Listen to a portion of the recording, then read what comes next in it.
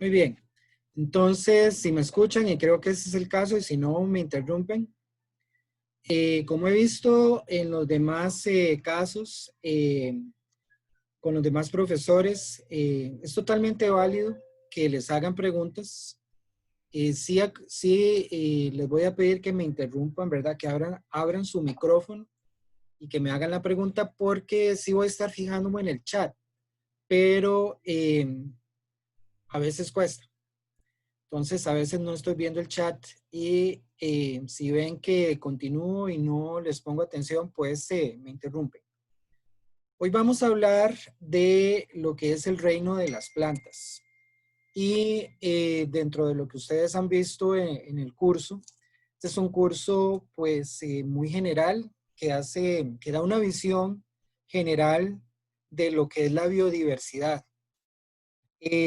a diferentes niveles y que trata de incluir tantos organismos como es posible.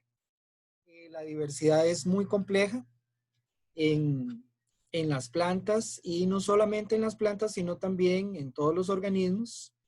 He visto en las clases anteriores, por ejemplo, que Cindy ha incluido pues clasificaciones bastante recientes, lo cual me parece muy bien.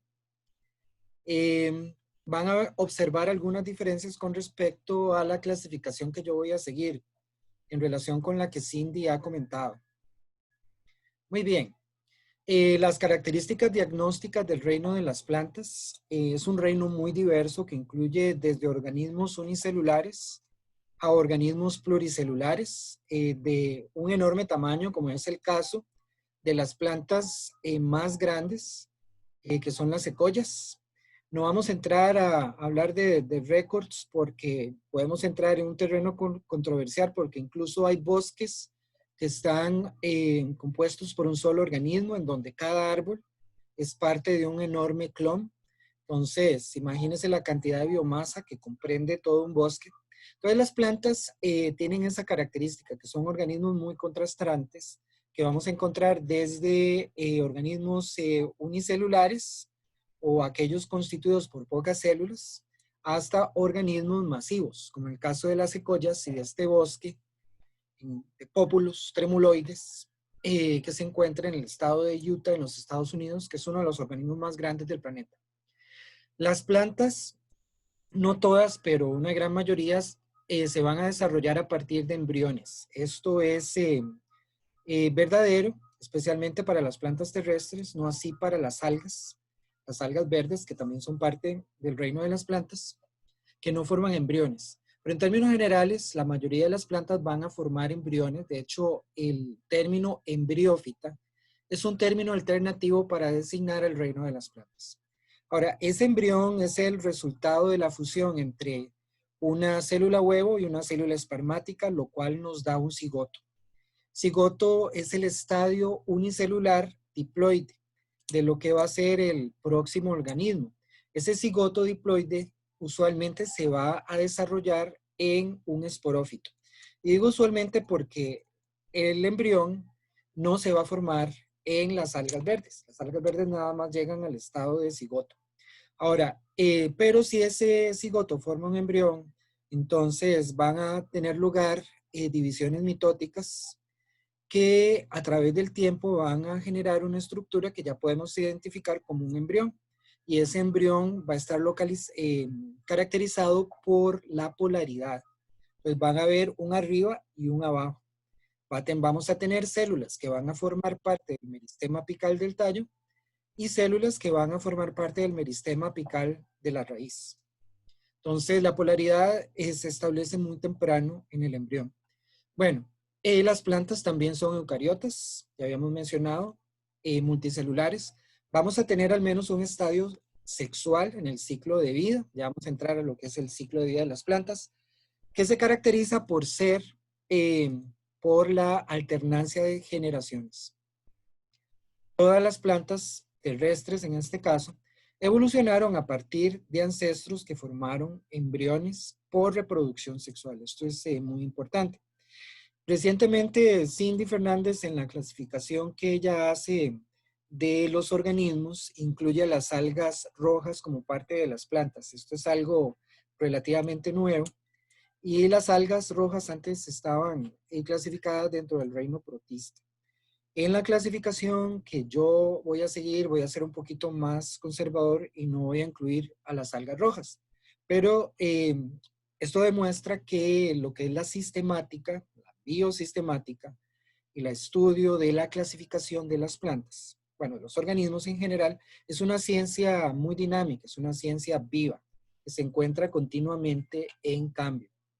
Bueno, las plantas en general, y nuevamente hay sus excepciones, son organismos autotróficos. Esto quiere decir que son capaces de fotosintetizar, tienen clorofilas A y B, y otra serie de pigmentos accesorios como xantofilas, carotenoides, antocianinas, que amplifican lo que es el espectro de absorción, especialmente de la clorofila A, y facilitan lo que es el proceso de fotosíntesis. Hay plantas parásitas que no elaboran su propia sustancia elaborada y que dependen de otras plantas o de otros organismos para sobrevivir. Y también tenemos el fenómeno de alternancia de generaciones. Aquí se nos escapa en esta lista por lo menos un par de características generales comunes a las plantas, y es el hecho de que forman un fragmoplasto. Ya más adelante, en una diapositiva posterior, vamos a ver de qué se trata el fragmoplasto. Bueno, con Cindy, si mal no recuerdo, ustedes vieron diferentes tipos de alternancia de generaciones o de ciclos de vida, sobre todo en el caso de las plantas, perdón, de las algas, que tienen ciclos de vida pues bastante complejos.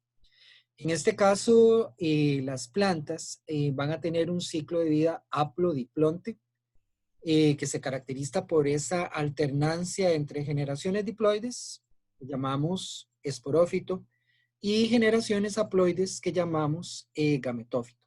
Entonces, es un ciclo que vamos a ver en diferentes variaciones y se va a repetir con los diferentes grupos de plantas terrestres que vamos a explorar en esta clase. Entonces, el gametófito es esta estructura haploide que puede tener diferente grado de complejidad, puede ser la parte más conspicua o visible del organismo, o puede estar muy reducido en tamaño y duración, depende del grupo de plantas.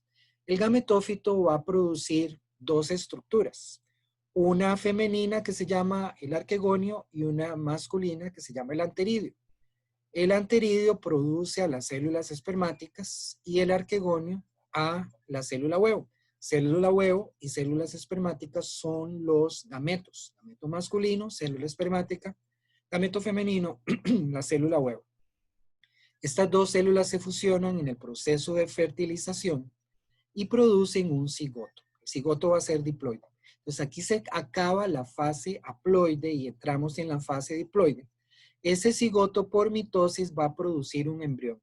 En las algas, este cigoto va a producir simplemente otra fase que puede ser, es usualmente diploide, pero tiene una duración muy corta. Entonces, inmediatamente casi que se transfiere a la fase haploide. En el caso de las plantas terrestres, ese cigoto va a formar un embrión. El embrión se multiplica por mitosis y va a producir una estructura multicelular que llamamos el esporófito. El esporófito en muchos grupos, por ejemplo en las plantas con flor, en las gimnospermas, en las coníferas, es la parte que usualmente asociamos con la planta. O sea, el árbol es un esporófito. Bueno, el esporófito va a producir esporangios. En los esporangios se produce el proceso de mitosis en células especializadas que se llaman esporocitos. La meiosis nos va a producir esporas. Esas esporas son haploides. Ahora, las esporas pueden ser idénticas, pueden ser diferentes. Si son diferentes, estamos hablando de esporas masculinas, esporas femeninas. Esas esporas germinan y producen un gametófito haploide y el ciclo se repite.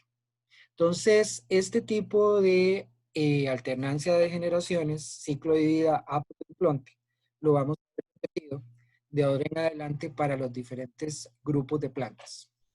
Bueno, las plantas verdes o viridiplante, vean que aquí estamos dividiendo en tres grupos principales que son las clorófitas y las carófitas.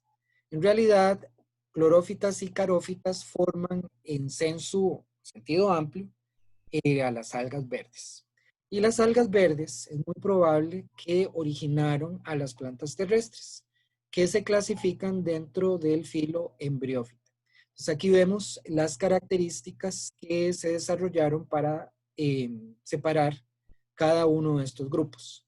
Y todas estas características son comunes a las embriófitas. Vean que se forma un flagmoplasto, que el crecimiento es apical, que hay ramificación, usualmente dicotómica, hay oogamia, o sea que hay producción de gametos diferentes, gametos que van a ser diferentes en tamaño, en estructura, en fin. Y finalmente desembocamos en el grupo de las embriófitas, que son las que producen un embrión, eventualmente un esporófito multicelular, van a producir esporangios y ya estamos hablando principalmente de plantas terrestres que se caracterizan también por tener una cutícula cubriendo todo el cuerpo de la planta. Y ese es el reino de las plantas. Recuerden que Cindy mencionó recientemente que habían unido al reino de las plantas las algas rojas, lo cual es una nueva adición. Muy bien. Aquí tenemos un cladograma un poquito más elaborado y detallado para lo que son las embriófitas. Vean que una vez que invadimos el medio terrestre, ya el cuerpo de la planta requiere protección contra la desecación a través de la cutícula. La cutícula es una capa de sustancias hidrofóbicas, usualmente ceras, que recubren la epidermis, especialmente en las partes aéreas, no en las partes sumergidas o en las partes subterráneas. Las raíces subterráneas, porque hay raíces aéreas, no tienen cutícula. Muy bien. También en las plantas terrestres hay varias tendencias. Una de las principales es que el esporófito es de vida independiente y además es la etapa más conspicua, o sea, la más abundante, la mayor en tamaño y duración, con excepciones, ¿verdad? Ya vamos a hablar de los musgos, de las hepáticas y de los antocerotales, donde esa tendencia es la inversa, donde el gametófito domina, es la fase dominante la que domina sobre el esporófito. También en las demás plantas terrestres, con excepción de los musgos, se desarrollan los tejidos vasculares. Y esto tiene una enorme importancia en la invasión del medio terrestre, porque con la evolución, principalmente del xilema, que son las células que transportan agua y nutrientes, se desarrolla un esqueleto hidrostático. Eso quiere decir que las células están llenas de agua y además de tener paredes secundarias rígidas y ser células que están muertas a la madurez, cuyo interior está vacío, bueno, está cubierto o lleno de agua, en el caso del xilema funcional, eso proporciona un gran soporte mecánico. Y en el medio terrestre es importante mantener el cuerpo de la planta erecto para tener acceso principalmente a la luz. Se desarrolla madera ya en ciertos grupos que tienen crecimiento secundario. Se desarrollan semillas. Estamos hablando de las plantas vasculares, ¿verdad? Con semillas, las gimnospermas y las angiospermas. Y el último grito de la moda es el desarrollo de la flor. Las plantas con flor o en las angiospermas, que son las que actualmente dominan los ecosistemas actuales. Vean que esta última división del cladograma estamos hablando primero que todo de las embriófitas, de las plantas terrestres. Dentro de las embriófitas estamos separando los musgos de briófita de las plantas vasculares, o sea, plantas no vasculares como musgos y hepáticas, los separamos de las plantas vasculares que son todo el resto, desde los helechos y otros grupos que todavía se reproducen por esporas, hasta las plantas que desarrollan semillas, que se llaman espermatófitos. Las plantas con semillas que son dos grupos principales, las angiospermas, que tienen las semillas encerradas en un vaso, en este caso dentro del ovario, y las gimnospermas, que tienen semillas desnudas. Muy bien, y esto es otra manera de ver el reino de las plantas. Un poquito más de detalle. Bueno, las plantas se originaron posiblemente a partir de un alga verde. Ya vamos a ver un poquito de la evidencia al respecto. Hace aproximadamente unos 450 millones de años. Y esta alga, Coleocaete, de la clase Carophysia, es posiblemente muy cercano al que pudo haber sido el ancestro de las plantas verdes. Coleocaete es haploide, nuevamente a excepción del cigoto, que es diploide, que es una fase pues relativamente transitoria dentro del ciclo de vida de esta alga. Entonces, la fase esporofítica, la fase diploide, evolucionó a partir de la fase diploide de las algas verdes en las plantas terrestres. Aquí tenemos a Coleocaete. Como pueden ver, son algas que se requiere un microscopio o una lupa con una magnificación pues fuerte para poder observarlas. Son plantas acuáticas, obviamente, y de las que se llaman epífitas, porque crecen sobre la superficie de otras plantas o bien sobre la superficie de rocas. Y la organización es muy sencilla. Son algas parenquimatosas que no forman verdaderos tejidos, mucho menos órganos. Y tenemos otro género de las algas verdes, Cara. Esta sí forma, pues, organismos un poquito más complejos, mientras que Colocaete es más, pues, filamentosa. Muy bien. Todas las plantas entonces descienden a partir de un ancestro que posiblemente perteneció a la clase Carophysia, debido a que tienen los mismos pigmentos, la clorofila A, la clorofila B. También los gametos, especialmente los masculinos, las células espermáticas, son biflageladas y son semejantes a las de briófitos. Que ya vamos a ver, los briófitos requieren de que haya agua para poder reproducirse. Ya a partir de netales, la liana netum en el filo netófita, una gimnosperma, las angiospermas ya no tienen gametos biflagelados. Ya los gametos, en este caso las células espermáticas, no son móviles. Las células espermáticas se mueven dentro de otra célula. Y esto es un detalle poco conocido. Cuando el tubo o el grano de polen germina, emerge la célula del tubo que se va extendiendo a través de lo que es el estilo en una flor y atraviesa el estilo hasta alcanzar el ovario y especialmente la apertura de un rudimento seminal que se llama el micrópilo. Entonces es un tubo bastante largo, dependiendo de la flor, puede ser de algunos centímetros, y dentro de esta célula vienen dos células, que son los núcleos espermáticos, los gametos masculinos, que no tienen flagelo. Entonces, las plantas terrestres, en este caso las angiospermas, metófita, entre otras, han desarrollado un método para que las células espermáticas se muevan todavía en un medio acuoso, pero ya las células espermáticas no tienen flagelos.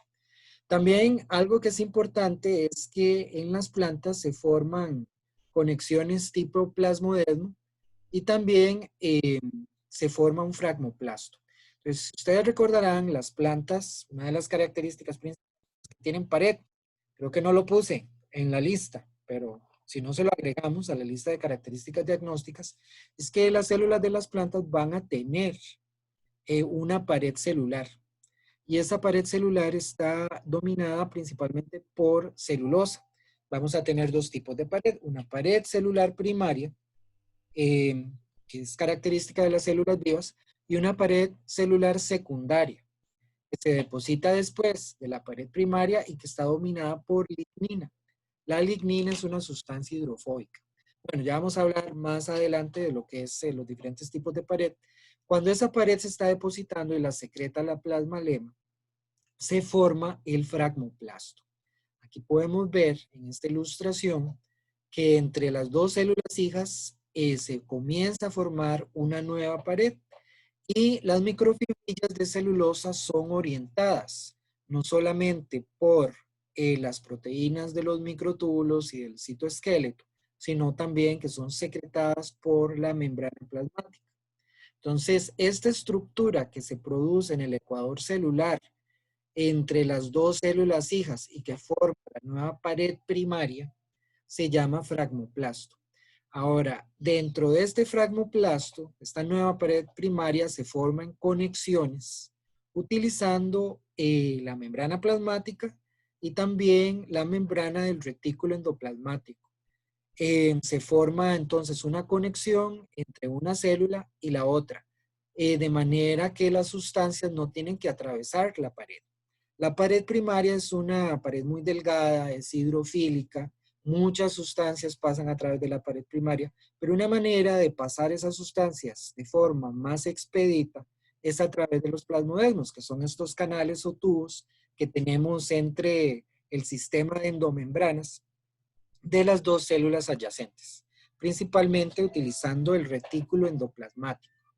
Entonces, los plasmodesmos también son característicos de las plantas. Entonces, tenemos conexiones tipo plasmodesmo entre célula y célula, nuevamente células vivas que tienen pared primaria. El uso cromático también es persistente. Recuerden que el uso cromático sirve para orientar a los cromosomas durante el proceso de división celular. Y luego que el crecimiento es principalmente apical en las plantas. Las plantas tienen las áreas meristemáticas, las áreas que son activas en mitosis, en producir nuevas células, nuevo crecimiento, en los ápices, ya sea el ápice del tallo o el ápice de la raíz. Más adelante vamos a hablar de otros meristemas que tienen una ubicación lateral y otro tipo de crecimiento que no necesariamente se da en los ápices, pero las plantas también tendríamos que anotarlo en esta lista, son organismos muy plásticos y también se caracterizan por tener células totipotentes. Dentro de esas células totipotentes está el parénquima y obviamente las células meristemáticas. Cualquier célula meristemática es una célula totipotente. La totipotencia se define como esa capacidad de convertirse en cualquier tipo de célula. Entonces, una célula, por ejemplo, de parénquima, que es un tipo de tejido, puede retomar su actividad meristemática y convertirse en cualquier otro tipo de célula. Entonces, las células de las plantas, ciertos tipos de células, como el parénquima, como el colénquima, como los meristemas, son totipotentes.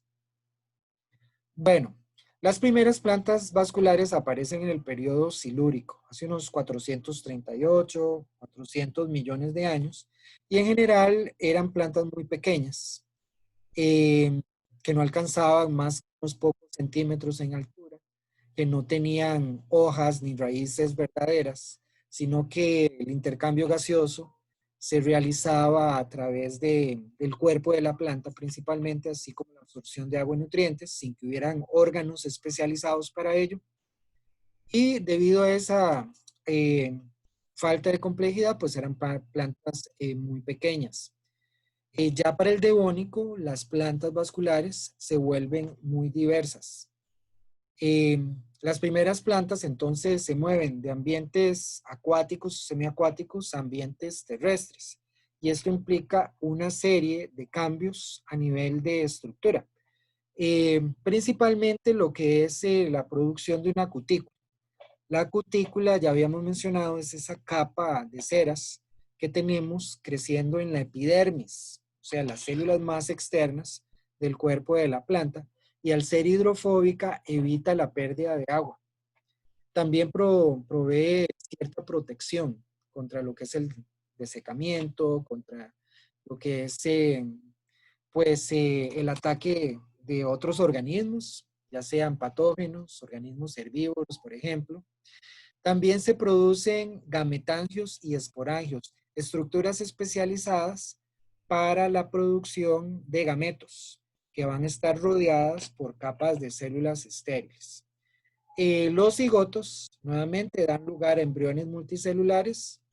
La generación dominante es el esporófito y domina la reproducción sexual. Sin embargo, todas las plantas mantienen una alta capacidad de reproducción vegetativa o reproducción clonal. O sea, podemos fragmentarlas y esos fragmentos van a servir como un medio de propagación. Pueden generar, células que nuevamente al ser totipotentes pueden generar cualquier otro tipo de células, pueden formar nuevas plantas. Aquí Profe, tenemos una una de las... pregunta. Sí, adelante. La cutícula va a estar en toda la planta, digamos, en lo que es el tallo, en las hojas, por todo lado, o está en ciertas partes. Sí, la cutícula está principalmente en partes aéreas. Si estamos hablando ya de una raíz, si la raíz es subterránea, porque hay raíces aéreas, ya no va a necesitar una cutícula. La cutícula más bien interferiría con la absorción de agua y nutrientes a nivel de la raíz. Las células radicales no van a tener cutícula.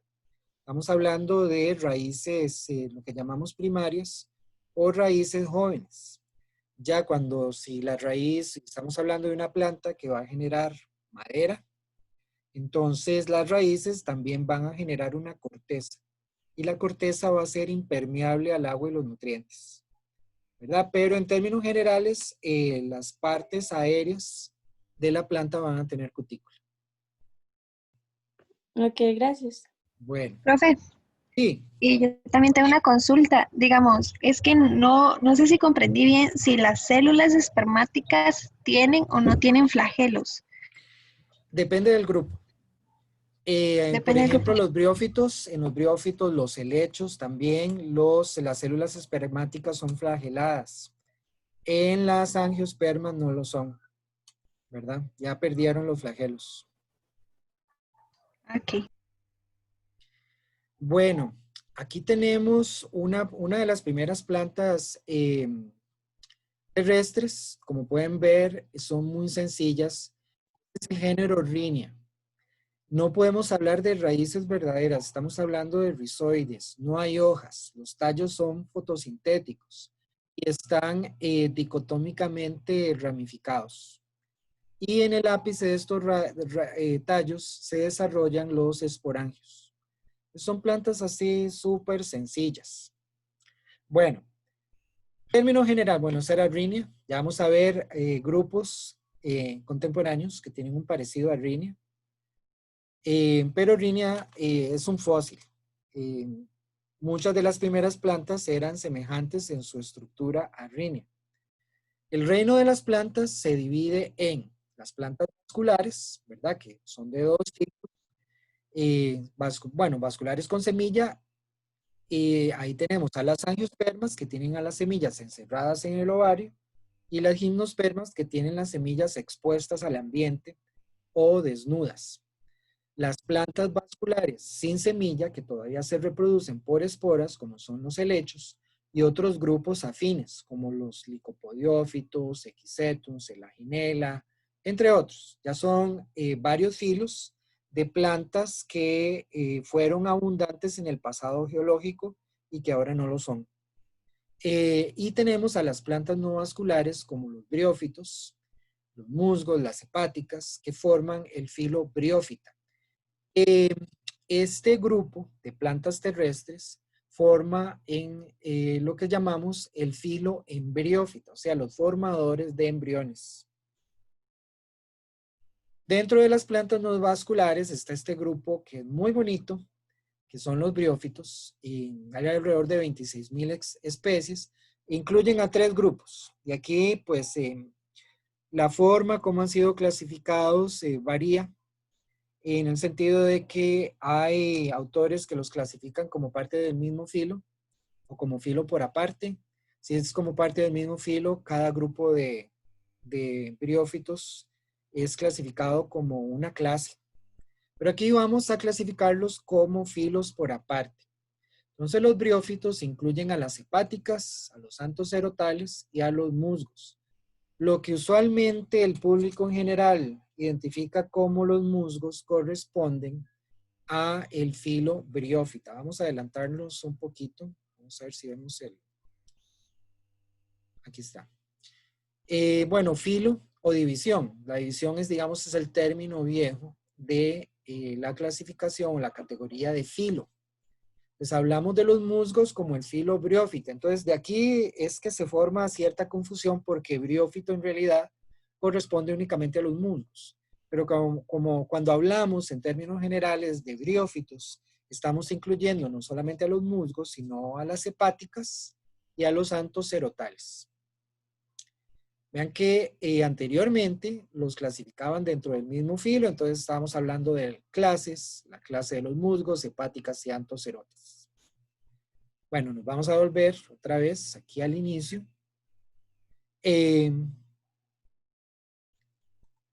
No son grupos que son muy abundantes en términos de número de especies. Vean que nada más hay 26.000 especies. Angiospermas ya debemos andar por ahí las 300.000 especies de plantas con flor. Nada más para darles una idea de la diferencia en órdenes de magnitud, lo más diversa que son las plantas con flor. En los briófitos, las hepáticas y los antocerotales vamos a tener alternancia de generaciones. Ahí no hay ningún secreto. Solo que aquí va a dominar el esporófito. Lo que usualmente vemos y decimos, oh, eso es un musgo. En realidad estamos viendo al gametófito. El gametófito es la fase dominante y el esporófito está supeditado al gametófito nutricionalmente. También tiene un menor tamaño y una menor duración. Y las dos generaciones son ecológicamente diferentes en forma, función, número de cromosomas. Obviamente el gametófito es haploide y el esporófito es diploide. Ahora, ¿por qué son importantes los musgos? Esta lista de usos o de razones por qué son importantes, bueno, la gente que estudia musgos posiblemente se ofenda si yo les digo, los musgos no son tan importantes. Bueno, sí tienen importancia. Está este musgo de turberas que se llama Sphagnum, ya les voy a presentar una foto.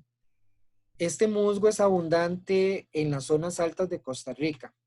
Si ustedes han tenido chance de ir recientemente al volcán Poás, camino al cráter, van a ver como parches de musgo, un musgo que es pues abundante y que tiene como la textura del pelaje de un animal. Más adelante les voy a presentar una fotografía para que vean lo que quiero decir. Bueno, este musgo muy abundante y lo que hace es descomponerse. Y como en las zonas altas las temperaturas son muy frías, entonces esa descomposición es incompleta y también dura mucho. Y está asociada a un pH bajo. Entonces el musgo lo que hace es formar capas. Y son capas de materia orgánica que si ese suelo se extrae, pues es un suelo muy fértil. El musgo Sphagnum se usa como fuente principal del suelo que te venden en una bolsa.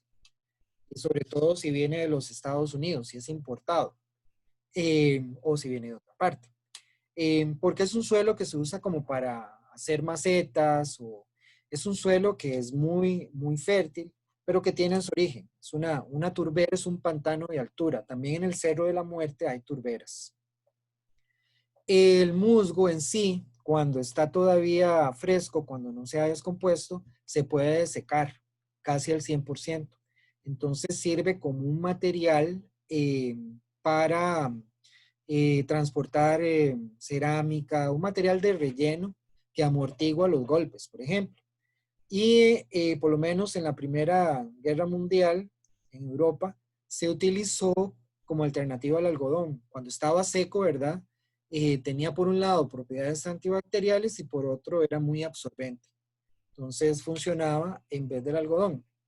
Los musgos colonizan, está entre los primeros plantas que colonizan ambientes que han sido alterados. Por ejemplo, después de una erupción volcánica. Están dentro de las primeras plantas que vienen a formar el suelo. También son organismos bioindicadores. ¿Qué quiere decir esto? El cuerpo del musgo es muy sencillo. No tienen tejidos vasculares. La gran mayoría del agua y los nutrientes, la mayor parte, la absorben a través de sus células. y no tienen tejidos para el transporte a larga distancia. Ya vamos a ver que sí hay ciertos musgos que tienen tejidos vasculares, pero no es la regla. Entonces, como son muy dependientes de la calidad del ambiente, se han considerado como bioindicadores. Si ustedes han alguna vez esperado un autobús en una parada en San José, vamos a usar San José como ejemplo, y hay un árbol a la par, ustedes le pasan el dedito al árbol y wow, vuelven a ver su dedo y hay hollín por la contaminación, bueno, ahorita en estos tiempos de pandemia, pues ha disminuido el consumo de combustibles, pero cuando la situación era de mayor uso de transporte, pues se ha acumulado esta capa de hollín. Y ahí ustedes no iban a ver ni musgos ni líquenes, ¿verdad? Que también son bioindicadores. En la tundra, en el Ártico, los musgos, debido a esta característica que se descomponen, la descomposición no es completa, acumulan capas de materia orgánica. Y esas capas de materia orgánica vienen a acumularse por cientos de años y es lo que forma el permafrost. Pero el problema es que el permafrost se está derritiendo, las temperaturas están aumentando actualmente. ¿Y qué sucede? Hay bacterias que se vuelven más activas y el proceso de descomposición ha aumentado en velocidad. Entonces, el permafrost, además de reducirse, está aumentando la respiración de esa materia orgánica y estaba también asociada a la liberación de metano. De hecho, se forman burbujas de metano que eventualmente simplemente se revientan y es como una pequeña explosión. Se forma una especie de cráter en la tundra y ustedes saben que el metano es mucho más eficiente que el CO2 como gas de efecto invernadero. Entonces, es un proceso de retroalimentación negativa. Más metano en el ambiente, pues el proceso de calentamiento se acelera y se acelera también la descomposición del permafrost. Entonces, las tundras han sido ambientes que han acumulado mucha materia orgánica por muchos siglos y ahora están en proceso de liberar esa materia orgánica a la atmósfera. No son buenas noticias, ¿verdad? Hacemos la página. Bueno, algo interesante con los musgos en general es que son plantas poiquilohídricas. ¿Qué quiere decir esto? Son plantas que pueden perder la mayor parte de su agua y no morir, lo cual es interesante. Ya vamos a discutir un poquito, creo que está como parte de su tarea o por lo menos para el laboratorio, por qué las plantas como los musgos, que son poiquilohídricos, pueden desecarse casi en su totalidad, pero al ser expuestas al agua vuelven a rehidratarse y son funcionales. Bueno, los musgos requieren del agua para reproducirse porque las células espermáticas son flageladas, requieren que haya agua, al menos por una época del año o sin importar lo corta que sea, requieren que haya una película de agua para que las células espermáticas logren alcanzar a la célula huevo. Estas son fotos del volcán Arenal y obviamente la última erupción importante, si mal no recuerdo, sucedió en 1958, estamos un poco largo. De ahí en adelante han habido pequeñas erupciones, pero lo interesante es ver que mucho del paisaje alrededor del cráter del volcán Arenal, y esto es un sendero que hasta donde sé está abierto, no es que yo me haya ido cerca del cráter, no. Pero ustedes pueden ver como estas deposiciones de roca volcánica donde se han acumulado musgos. Los musgos están entre las primeras plantas que colonizan ambientes alterados, ambientes después de una inundación o cuando la vegetación original ha sido removida o una erupción volcánica y comienzan a formar suelo, ¿verdad? Además de que son favorecidos por pHs bajos, estos pHs también facilitan lo que es la mineralización de la roca y a través de los años se va formando el suelo. Estos musgos forman verdaderas islitas de vegetación que eventualmente pues facilitan el establecimiento de otras plantas, ¿verdad? Estas ya son angiospermas que están germinando dentro de esta macolla de musgos. Algo importante que no mencioné y es que hay negocios que están, pues, que producen o crean terrarios y los musgos funcionan como un bosque en miniatura. Entonces, hay, eh, pues, negocios que tienen recetas para establecer musgos que buscan la mejor combinación de sustrato para que los musgos se establezcan y entonces crean un pequeño así mini bosque que sirve como adorno y también que proporciona un hábitat para las plantas que mantengamos en un terrario, que pueden ser un bonsái o que podemos mantener algunos organismos, sobre todo si estamos hablando de museos, para dar la impresión de una especie como de bosque. Los musgos son buenos también reteniendo humedad.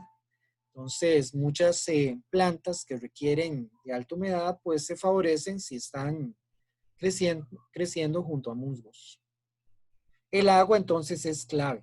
Los musgos van a tener esa capacidad de poder desecarse totalmente, pero una vez expuestos al agua pueden rehidratarse y la gran mayoría de ellos va a sobrevivir esta etapa y pueden al rehidratarse volver a ser funcionalmente viables.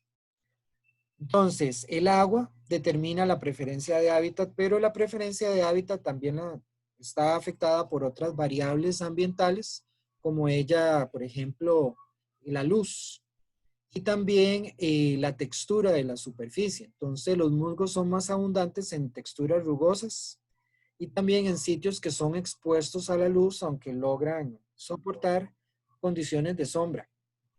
También la dirección del viento los afecta porque los musgos se dispersan por esporas.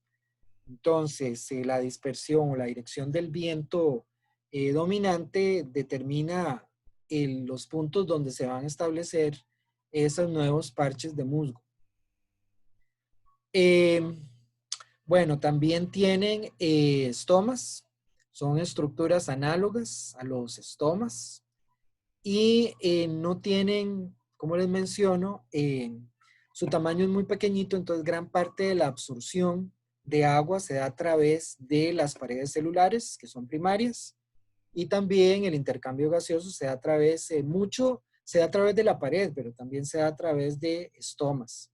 Bueno, finalmente aquí tenemos una fotografía del musgo Sphagnum, este musgo de turbera. Ustedes pueden ver, bueno, esta es una fotografía ampliada, que da esa sensación, una textura así como de pelo, ¿verdad? Y este es un musgo, digamos, turgente, un musgo expuesto al agua, en este caso, en esta fotografía, y esto le da pues una otra razón de que es importante, es que también pueden retener el agua. Si la masa de Sphagnum es, creo que ahí vamos a ver. Ok, todavía sigo teniendo el internet, es que acabo de perder la electricidad por un segundo. A ver. Oh.